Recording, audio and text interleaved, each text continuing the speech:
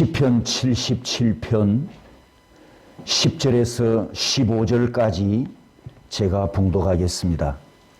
또 내가 말하기를 이는 나의 잘못이라 지존자의 오른손의 해 곧 여호와의 일들을 기억하며 주께서 옛적에 행하신 기이한 일을 기억하리이다. 또 주의 모든 일을 작은 소리로 읊조리며 주의 행사를 낮은 소리로 되뇌이리이다. 하나님이여 주의 도는 극히 거룩하시오니 하나님과 같이 위대하신 신이 누구오니이까. 주는 기이한 일을 행하신 하나님이시라. 민족들 중에 주의 능력을 알리시고 주의 팔로 주의 백성 곧 야곱과 요셉의 자손을 속량하셨나이다. 셀라. 아멘. 마지막 달 벌써 왔습니다. 오늘 첫 주일을 보내면서 한 해를 마감하고 또 결산을 잘하고 마무리를 잘하면서 하나님께서 우리에게 주실 새해 맞이 준비를 잘해야 될 것 같습니다. 서로 이렇게 축복을 나누겠습니다. 여호와는 그의 얼굴을 내게 비추사 은혜 베푸시기를 원하며 여호와는 그 얼굴을 내게로 향하여 드사 평강 주시기를 원합니다. 아멘. 제가 7가지 질문을 드릴 텐데 최근에 지난 1년 동안 오늘 설교 제목처럼 섭섭하고 낙심이 나고 답답하고 여러 가지 근심하고 염려하고 이런 고민을 해본 적이 있는지 7개 질문에 각자 한번 몇 개나 되는지 체크해 보시기 바랍니다. 1번, 인생이 잘 안 풀리고 답답하다. 해당되는 분 있습니까? 체크하십시오. 사는 것이 갑갑하고 힘이 든다. 어디 가서 소리라도 좀 지르고 싶다. 기도 응답이 너무 늦는 것 같다. 요즘은 힘들어 기도도 안 될 때가 있다. 내 앞에 기적이 좀 일어나면 좋겠다. 하여간 요즘 속상한 일이 참 많다. 몇 개나 해당됩니까? 각각 확인은 안 하겠습니다. 혹시 7개 전부가 내게는 해당됩니다. 이런 분 계신가요? 근데 여러분, 이 7가지 질문 내용을 보면 우리 그리스도인들이 어디 가서 이런 소리를 하면 됩니까? 안 됩니까? 안 해야 될 말이 맞습니까? 목사인 제가 이방인 친구를 찾아가서 친구야, 내가 요즘 속이 참 답답한데 어디 가서 내가 고함이라 좀 질러보고 싶다 라고 말하면 됩니까? 안 됩니까? 그럼 평신도 여러분은 됩니까? 안 됩니까? 됩니다. 예, 됩니다. 얼마든지 이런 말을 할 수 있습니다. 그런데 문제는 뭐냐 하면 어디서 하느냐가 중요합니다. 어디 가서 하느냐가 중요합니다. 5살 된 아기가 아침에 일어나서 엄마 나 쉬었어 이렇게 말하는 것은 흉이 안 되잖아요. 그런데 얼집에 가서 친구들에게 얘들아 나 지난밤에 쉬었다 그러면 안 되잖아요. 거기 가서는 그 말하면 안 되지요. 우리 성도들이 7가지 이 말을 할 수 있지만 어디 가서 하느냐, 누구에게 가서 하느냐, 거기에 따라 의미가 달라집니다. 그렇다면 여러분의 가슴이 답답하고 혹은 섭섭하고 또 외롭고 속상할 때 어디서 누구에게 이 말을 해야 하는지 오늘 본문을 통해서 잘 배우시기를 축복합니다. 구약 성경에서 믿음이 좋은 사람 중에 다윗을 한 명 추천할 수 있지요. 시편 22편에 보면 다윗이 어느 날 하나님께 이렇게 말합니다. 내 하나님이여, 내 하나님이여, 어찌하여 나를 버리셨습니까? 왜 나를 돕지 아니하십니까? 왜 내 신음 소리를 듣지 아니하십니까? 왜 내가 낮에도 부르짖고 밤에도 부르짖고 철야 기도를 했는데 응답 안 해주십니까? 하나님을 향해서 막 섭섭해가지고 지금 따지듯이 하나님께 외치는 말입니다. 그런데 하나님께 이 다윗처럼 이렇게 외친 분이 또 한 분 계세요.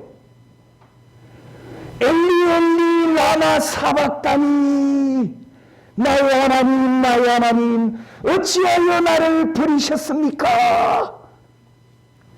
예수님께서 이 세상에 오셨을 때 자신이 무엇을 하러 오셨는지 잘 아시는 하나님이셨어요. 십자가에 못 박히는 고난과 죽임을 당하는 고난이 얼마나 고통스러운지 주님은 잘 아신다 모르신다? 잘 아시는 하나님이십니다. 그렇기 때문에 그날 밤에 겟세마네 동산에서 땀방울이 핏방울 떨어지듯 아버지께 부르짖습니다. 아버지여, 할 수만 있다면 이 고난이 내게서 지나가게 해 주시옵소서. 아들 예수님이 아버지 하나님께 이렇게 기도하면 응답 못 받는다는 것을 아신다 모르신다? 아셔요. 누구보다도 잘 아십니다. 아버지여, 이 고난의 잔이 내게서 지나가게 해 주시옵소서. 이건 기도 응답 못 받는 기도잖아요. 주님은 이 기도를 해도 아버지가 안 들어주신다는 걸 잘 아셔요. 그런데도 하나님 아버지께 부르짖었단 말이죠. 응답이 안 될 줄 아시는데도 하나님 아버지께 부르짖었습니다. 결국 어떻게 됩니까? 아버지께서 아들의 기도를 안 들어주실 뿐 아니라 아버지가 고개를 돌려 외면을 해버리십니다. 예수님께서 십자가에 못 박히셨던 시간을 성경에 자세하게 기록을 했는데 우리말로 번역하면 정오부터 오후 3시까지입니다. 이 시간은 한낮이기 때문에 가장 밝은 시간대입니다. 그런데 그 3시간 동안 해가 빛을 감추고 어두워져 버리는 이 현상이 나타난 것은 십자가 위에서 매달려 고통당하시는 그 아들의 모습이 너무 처참하기 때문에, 너무 보기가 안 됐기 때문에 아버지 하나님께서도 그 광경을 감춰버렸습니다. 태양이 빛을 잃게 해서 그 비참하고 처참한 광경을 감춰버리셨고, 그리고 고난당하시는 아들을 아버지께서 외면해 버리셨다, 그런 뜻을 가지고 있습니다. 설교를 시작하기 전에 민수기 6장에 있는 말씀으로 우리가 축복 인사를 나누었습니다. 우리가 오후에 출애굽기 강론을 듣고 있는데 출애굽기에 있는 말씀에서 성도 여러분, 하나님의 얼굴이 나를 향하는 것이 얼마나 큰 복입니까? 내가 하나님의 얼굴을 볼 수 있다면 이건 큰 복입니다. 그런데 하나님 마음에 합한 자라고 했던 다윗도 하나님께서 외면해 버리셨고, 아무런 죄가 없는, 티끌만큼의 죄도 없는 무지하신 아들 예수님의 간구도 아버지가 외면해 버리셨다면, 내가 하나님께 간구하는 것은 하나님께서 응답을 연기하시거나 외면하시는 일이 있을 것 같다, 없을 것 같다? 당연히 있겠죠. 다윗의 기도도 외면하셨는데, 아들 예수님의 기도도 듣지 않으셨는데, 내 기도를 하나님께서 내가 부르짖는 대로 다 응답해 주시겠습니까? 그러면 하나님께서 사랑하는 여러분이 기도하는데, 부르짖는데 왜 빨리빨리 응답해 주시지 않을까요? 아버지께서, 하나님께서 여러분을 미워해서가 아니라, 무정하기 때문이 아니라, 내가 간구하는 것보다도 더 좋은 것을 주시려는 하나님의 계획이 있기 때문입니다.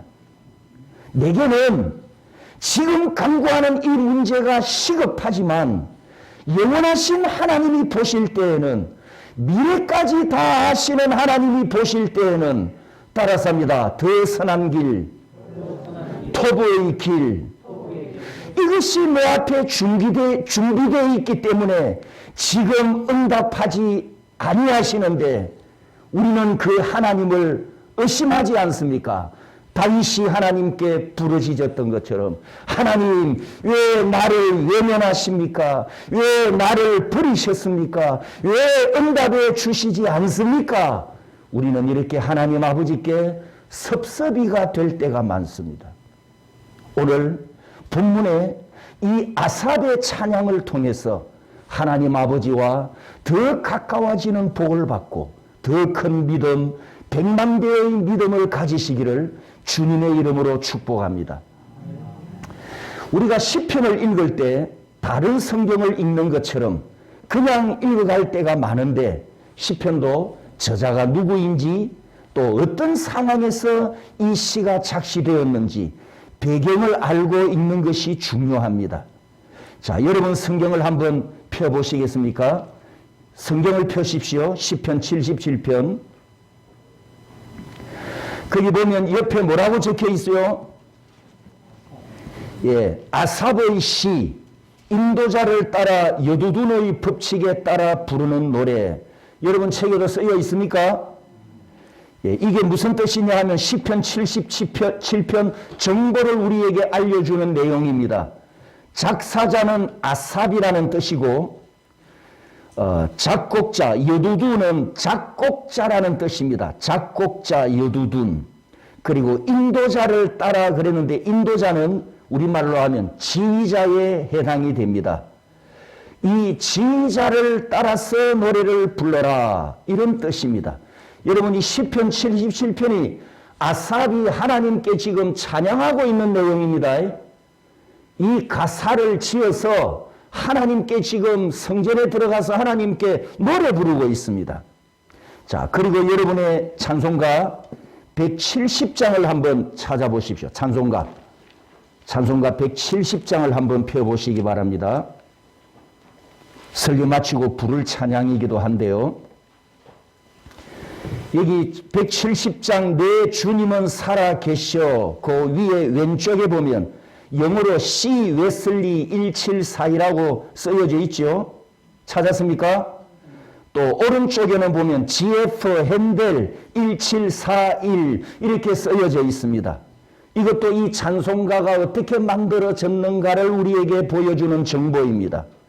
왼쪽에 C 웨슬리는 작사자 이름이고, 오른쪽에 GF 핸델은 작곡자 이름이고 연대를 기록해 놨습니다. 여러분도 알 수 있는 이 웨슬리, 감리교 창시자였죠. 오늘날 감리교 창시자인 요한 웨슬리 집안에 형제가 19명이 있었답니다. 그 시대에.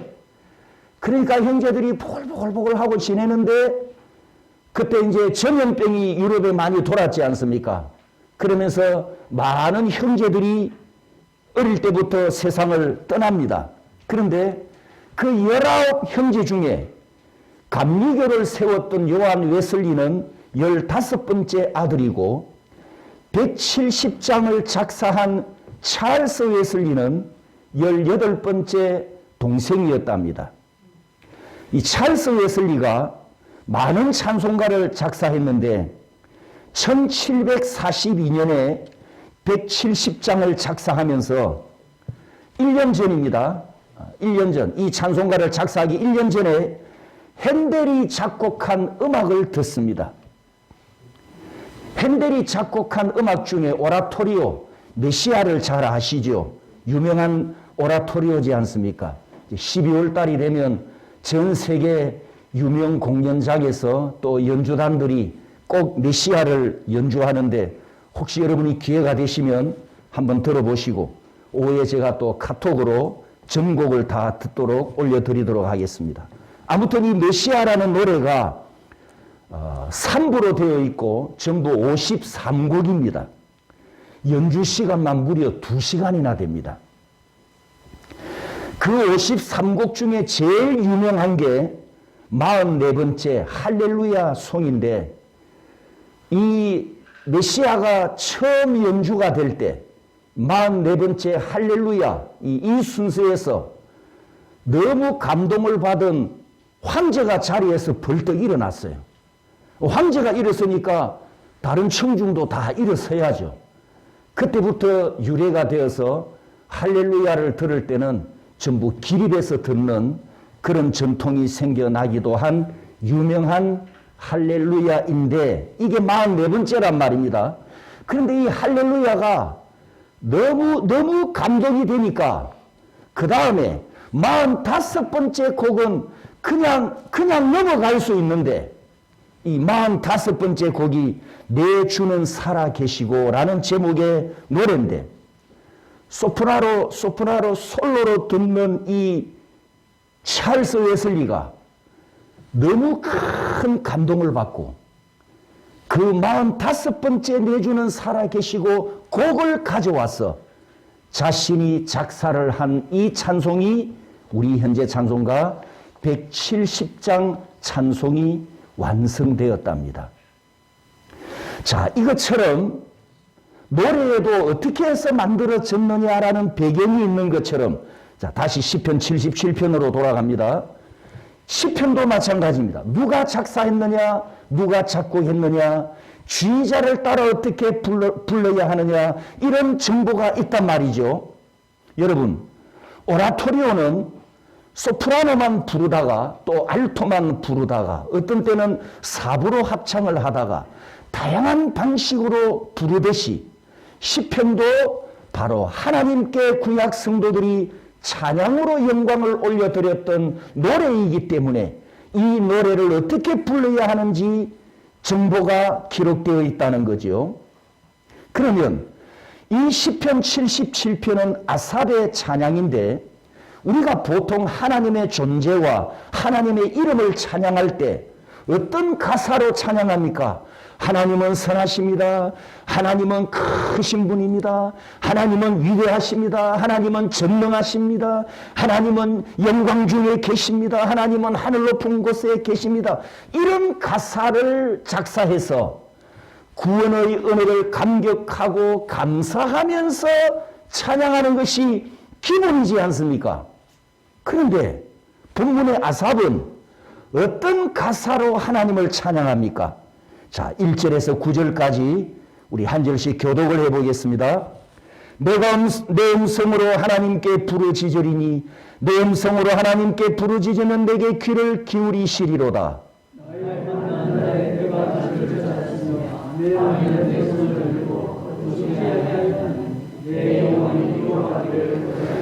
내가 하나님을 기억하고 불안하여 근심하니 내 심령이 상하도다. 셀라.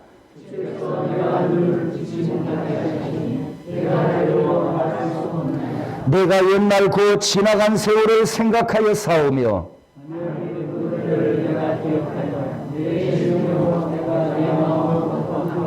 주께서 영원히 버리실까? 다시는 은혜를 베풀지 아니하실까?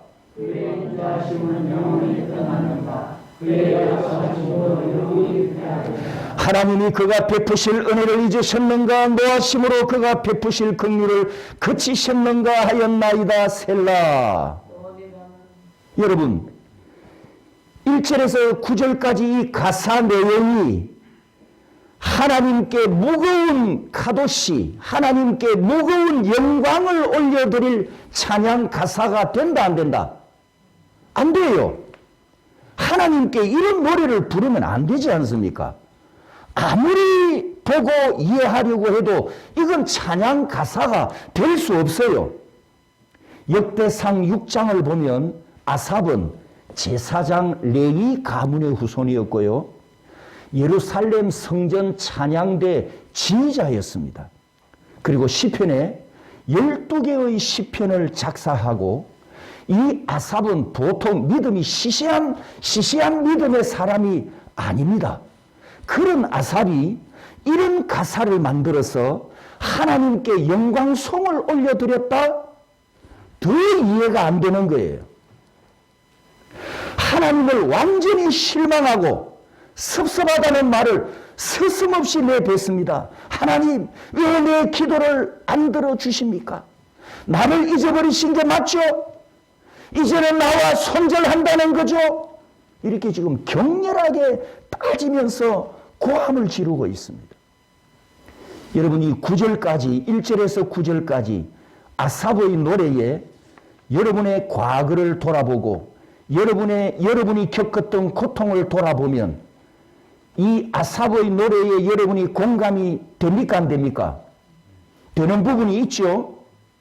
그러면 이 앞부분이, 찬양의 앞부분이 내 마음하고 비슷하다면 뒷부분에 가서 아삽의 찬양에 내 마음을 맞춰야 균형을 가질 수 있지 않습니까?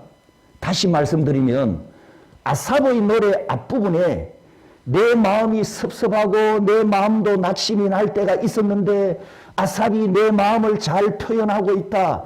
여기까지만 마음을 맞추고 아삽이 뒤에서 부른 노래에 가가지고는 나 몰라라 해버리면 나는 비참하고 불쌍한 인생이 되는 거예요. 그래서 끝까지 가봐야 합니다. 끝까지 가봐야 합니다. 자, 다시 여러분 찬송가 585장을 한번 펴보시겠습니까? 585장.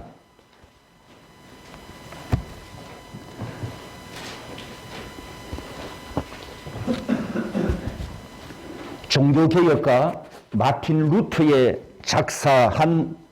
작곡한 찬양, 유명한 찬양이죠. 1절에 보면 내주는 강한 성이요 방패와 병기 되시니 큰 환난에서 우리를 구하여 내시리로다. 옛 원수 마귀는 이때도 힘을 써 모략과 권세로 무기를 삼으니 천하에 누가 당하랴. 자, 여기서 찬양을 끝내버리면 나는 마귀를 이긴 자가 됩니까? 마귀에게 진 패배자가 됩니까? 1절에 마귀를 누가 당하랴 해놓고 끝! 아멘 할렐루야 이렇게 끝내버리면 마귀 할렐루야가 되는 노래가 돼버리잖아요.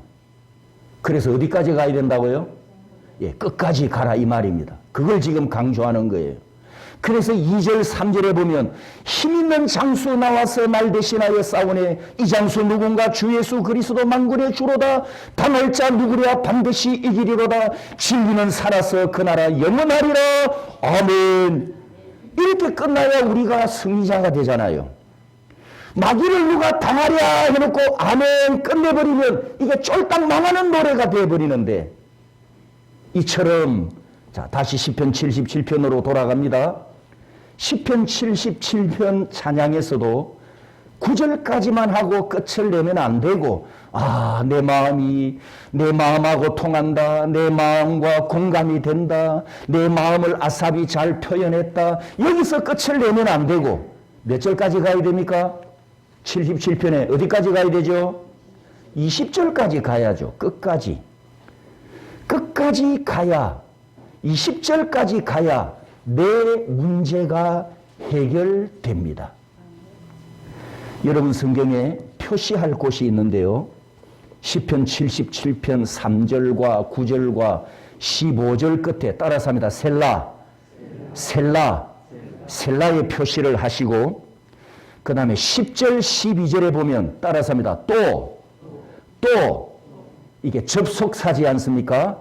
또 접속사인데 그 또에다가 표시를 해놓고 와우 접속사 이렇게 메모를 해 두시면 다음에 성경을 읽을 때 뜻을 빨리 파악합니다. 와우 접속사, 계속되는 접속사. 자, 셀라의 뜻이 세 가지가 있습니다. 시편에 셀라가 많이 등장하는데 이 셀라는 세 가지 뜻이 있습니다. 첫 번째는 셀라는 호흡, 쉼 이런 뜻이어서 시편을 읽어가다가 셀라를 만나면 잠시 호흡을 멈추고 쉬는 곳이에요. 성경을 읽지 않고 거기서 멈추고 쉬면서 방금 읽은 말씀까지 다시 묵상하는 겁니다. 묵상하면서 하나님께서 나에게 주시는 레마의 말씀이 무엇인가? 레마를 듣는 시간이 셀라 쉬는 타임이에요. 레마의 음성을 듣는 시간. 이게 첫 번째 셀라 뜻입니다. 두 번째 셀라는 음정을 하이톤으로 해서 하나님을 찬양하고 경배하라. 이런 의미가 있습니다. 가끔 예배 전에 우리 아실의 찬양들이 찬양을 인도하다가 처음에 낮은 음에서 찬양했다가 또 조금 높은 한 옥타브를 올려서 찬양하고 그럴 때가 있지 않습니까? 그게 바로 이 셀라 찬양법이에요. 음정을 하이톤으로 올려서 하나님을 찬양하고 경배하는데 여러분, 우리가 음정을 높여서 하나님을 찬양하면 우리 가슴과 심령에 더 큰 간절함과 뜨거움과 감격과 감동이 올라오지 않습니까? 그렇게 하나님을 찬양해라. 이게 두 번째 뜻입니다. 마지막 세 번째는 분위기 전환의 의미가 있습니다. 이 세 번째 의미를 우리가 오늘 시편 77편 설교 말미에서 경험하게 됩니다. 그러면 두 번째 셀라 1절 9절까지 찬양, 아까 우리가 본문을 교독을 했는데요. 1절에서 9절까지 찬양은 쾌활한 노래다, 침울한 노래다. 침울한 노래지요. 그런데 세 번째 셀라에 해당하는 10절 15절을 오늘 본문으로 읽었습니다. 왜 20절 전체를 안 읽고 세 번째 셀라만 본문으로 읽었느냐? 77편에서 가장 중요한 핵심이기 때문입니다.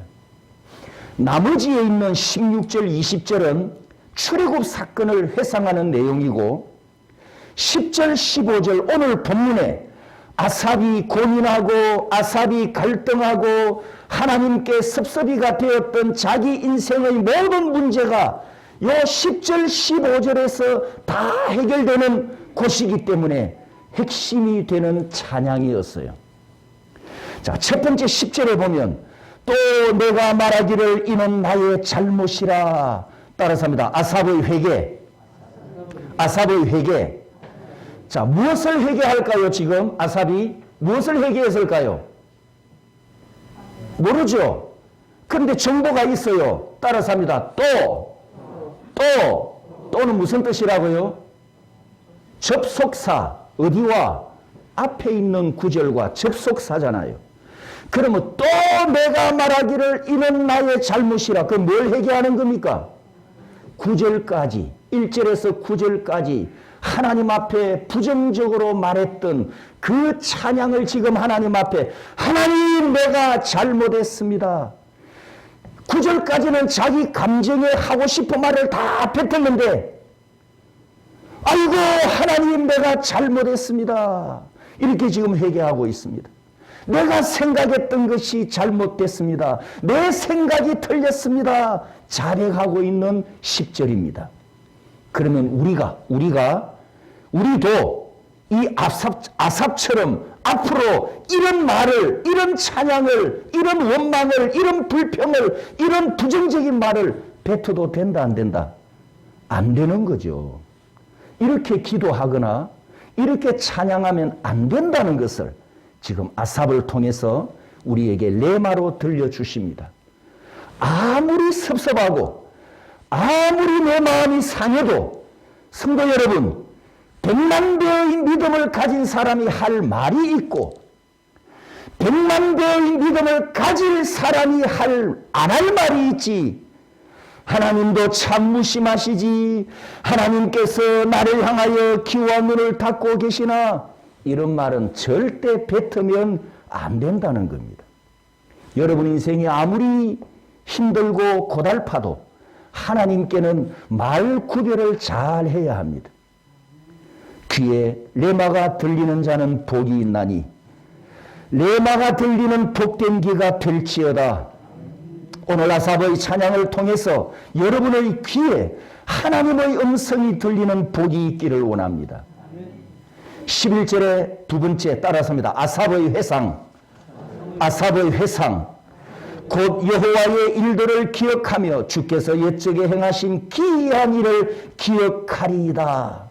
아삽이 회개한 후에 과거를 기억한다고 고백했습니다. 불행했던 자신의 과거가 아니고 나를 불행하게 했던 원수, 그놈을 기억하는 기억이 아니고 무엇을 기억한답니까? 하나님께서 옛적에 행하신 일, 하나님께서 옛적에 행하신 일을 기억하겠습니다. 이렇게 지금 고백합니다. 여러분, 제 인생의 비밀을 하나 가르쳐 드리겠습니다. 제가 이 세상에 태어났더니요, 제 인생에 처음으로 저에게 밥상을 차려준 한 여인이 계시거든요. 그분은 제 어머니였습니다. 제 어머니가 차려준 밥상을 먹고 제가 지금까지 컸는데 60년 넘게 지금까지 살아오면서 제 어머니가 저에게 차려준 밥상보다도 훨씬 더 많은 밥상을 차려준 또 다른 한 여인이 있습니다. 저는 40년이 넘도록 그녀의 밥상을 받았기 때문에 그녀가 지어주는 밥상은 의심하지 않고 받아 먹습니다. 그리고 앞으로도 내 인생에 필요한 일용할 밥상은 그녀를 믿고 다 맡길 겁니다. 여러분이 수십 년 동안 고치지 못한 불치병을 안고 고통을 당하다가 어떻게 영한 의사를 만나서 한 방에 불치병을 깨끗이 완치해 경험이 있다면 그 후로 다른 병이 발병했을 때 그 용한 의사를 또 찾아가서 내 몸을 맡긴다 안 맡긴다? 맡기죠. 왜? 좋은 경험을 했기 때문에, 좋은 기억이 남아있기 때문에. 그래서 맡길 수가 있는 거예요. 그러면 지금 아삽이 하나님 앞에 하나님 내가 기억하겠습니다. 뭘 기억한다고요? 11절 다 같이 읽습니다. 시작. 곧 여호와의 일들을 기억하며 주께서 옛적에 행하신 기이한 일을 기억하리이다. 아삽이 살아오면서 과거에 하나님께서 행하신 일들과 하나님께서 행하신 기적을 경험했었다는 거잖아요. 그때 하나님께서 나에게 이렇게 베풀어 주신 은혜가 있었는데 그 말입니다. 나 같은 죄인에게 우주보다도 더 큰 사랑을 베풀어 주셨는데 내가 그 은혜를 기억하고 그 축복을 기억하면 현재도 내 인생의 미래까지 하나님께 다 던져버리고 맡길 수 있습니다? 없습니다? 있다는 거예요. 과거에 이렇게 나를 사랑하신 하나님께 내 인생의 미래를 다 던져버리고 하나님을 따라가겠습니다. 바로 이 고백이 11절 아삽의 회상입니다. 따라서 합니다. 과거를 기억하고 미래를 맡기는 믿음. 아삽의 믿음이 이겁니다. 과거를 기억하고 미래를 맡기는 믿음.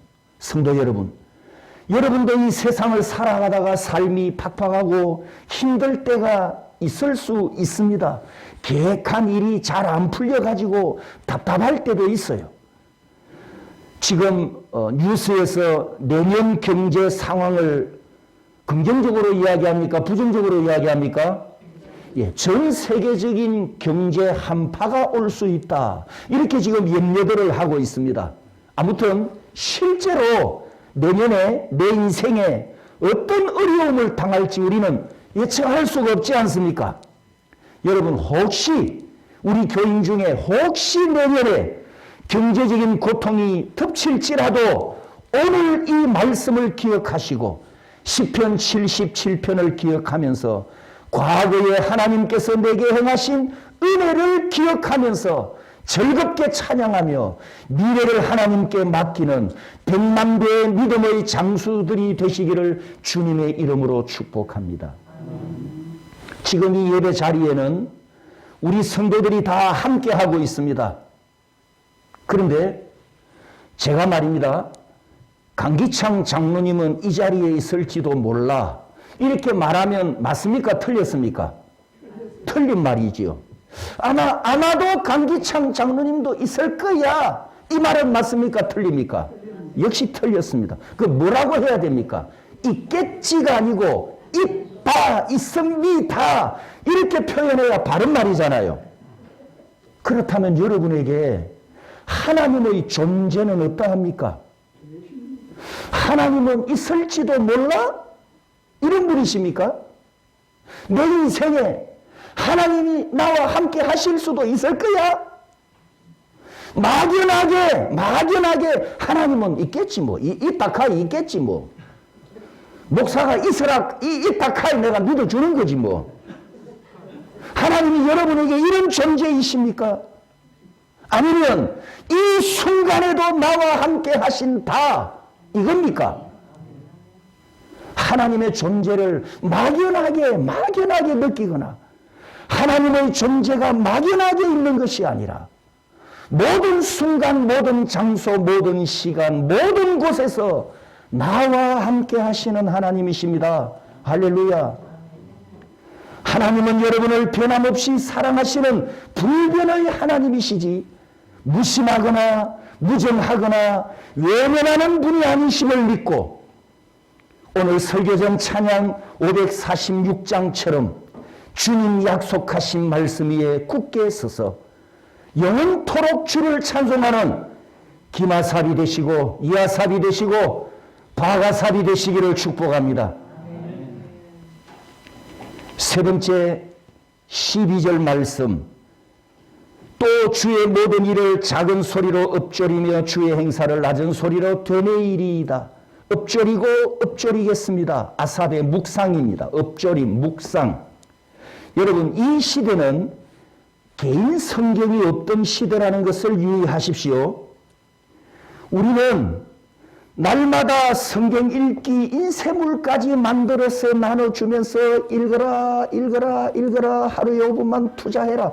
이래도 우리는 성경을 안 읽는데, 성경밖에도 안 읽는데, 이 아삽은 3살부터 13살이 될 때까지 모세오경을 다 삼켜버렸잖아요. 아삽의 머리와 가슴 속에는 모세오경 5843절이 저장되어 있어서 언제든지 어디서든지 꺼내서 묵상할 수가 있어요. 그 아삽이 지금 이 고백을 합니다.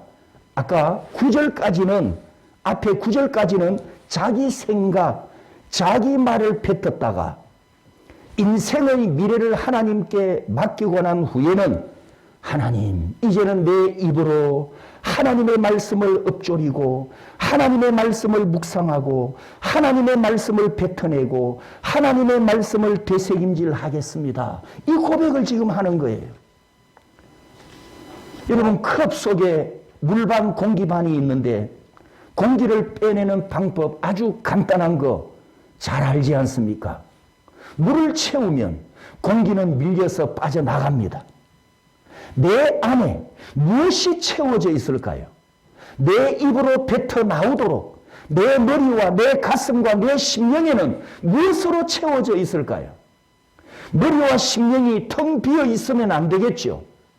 머리와 심령의 생명의 말씀으로 채워지지 않으면 잡다한 것들이 들어올 수밖에 없습니다. 잡다한 것들이 들어와 있기 때문에 부정적인 말이 나오고 의심이 튀어나오고 근심과 염려와 한숨이 뱉어지지 않습니까? 아삽이 이것을 경험하고 나서 말씀을 읊조리겠다는 것은 하나님이 나를 잊어버리셨나? 하나님의 은혜가 끝나버렸나? 하나님이 나를 외면하시나? 이런 소리를 다시는 안 하겠다는 다짐과 고백을 하는 아삽의 믿음을 우리에게 보여줍니다. 사랑하는 성도 여러분, 다시 말씀드립니다. 살다 보면 답답할 때가 있을 때 있고 섭섭할 때도 있습니다. 근심과 염려가 밀려올 때도 있습니다. 그럴 때 오늘 이 본문이 우리에게 가르쳐주는 하나님의 말씀은 과거를 회상하면서 하나님의 얼굴을 바라보시기를 축복합니다. 하나님의 얼굴 앞에 내가 서 있다는 그 광경을 상상해 보십시오. 어디에나 계시는 하나님께서 나를 바라보고 계신다는 것을 상상해 보십시오. 나는 지금 하나님의 얼굴 앞에 있다는 것을 상상하면 낙심은 사라지고 찬양이 터져 나올 줄 믿습니다. 마지막 네 번째 결론입니다. 16절, 20절, 그 중에 19절을 우리 다 같이 읽습니다. 주의 길이 바다에 있었고 주의 곧은 길이 큰 물에 있었으나 주의 발자취를 알 수 없었나이다. 우리가 지금 오후에 출애굽기 강론을 듣고 있는데 이스라엘 백성들이 애굽을 떠나서 요단강에 가나안 땅에 도착할 때까지 큰 물을 두 번 건넙니다. 홍해를 건너고 40년 뒤에는 요단강을 건넙니다. 그런데 여러분, 이 바다입니다. 바다 위에 뱃길이 있을까요, 없을까요? 뱃길 있습니다. 배라고 아무데나 가는 게 아니고요. 비행기도 마찬가지입니다. 장애물이 없지만 가는 길이 있어요. 뱃길이 있습니다. 그런데 그 물속 바닥에는 길이 있습니까, 없습니까? 없잖아요. 왜? 사람이 다닐 일이 없으니까. 그런데 그 깊은 물 속에 우리 눈에는 길이 없는데 하나님이 보실 때에는 길이 있었단 말이죠. 따라서 합니다. 주의 길이 바다에 있었고, 믿습니까? 하나님께서 이 길을 만드시기 위해서 바람과 바다를 통제하셨습니다. 누구를 위해서? 자기 백성을 위해서. 그 길을 만드시기 위해서 바다가 갈라지는 기적을 행하셨습니다. 누구를 위해서? 나를 위해서, 여러분을 위해서. 성도 여러분, 앞서 가던 구름 기둥과 불 기둥처럼 그 하나님이 나와 여러분과 함께 하십니다. 어디에나 함께 하십니다. 내가 가야 하는 길을 하나님께서 만들으시려고. 그래, 내가 물을 치워줄게. 내가 물을 치워줄게. 출애굽기 14장 21절, 여호수아 3장 17절에 보면 하나님께서 그 물을 치워서 자기 백성을 위해 길을 만들어 주셨기 때문에 마른 땅, 그 요단강과 홍해 한가운데를 건너갔던 기적이 있었습니다. 따라서 합니다. 없는 길도 만드시는 하나님. 따라서 합니다. 막힌 길도 능히 뚫으시는 하나님. 그게 19절에 아삽이 고백하는 믿음이었습니다. 내 하나님은 없는 길도 만드시는 하나님, 막힌 길도 능히 뚫으시는 하나님. 성도 여러분, 답답하십니까? 하나님을 찾으십시오. 섭섭하십니까? 하나님께 간구하십시오. 불안합니까? 하나님께 찬양하십시오. 그때 하나님을 만나게 되고 보이지 않던 길이 보이게 되고 없던 길이 내 눈앞에 펼쳐져서 마른 땅처럼 건너가게 될 줄 믿습니다. 아삽의 경험이 여러분의 경험이 되고 아삽의 노래가 여러분의 노래가 되고 아삽의 고백이 내 고백이 되기를 주님의 이름으로 축복합니다. 이 시간 함께 통성으로 기도하겠습니다.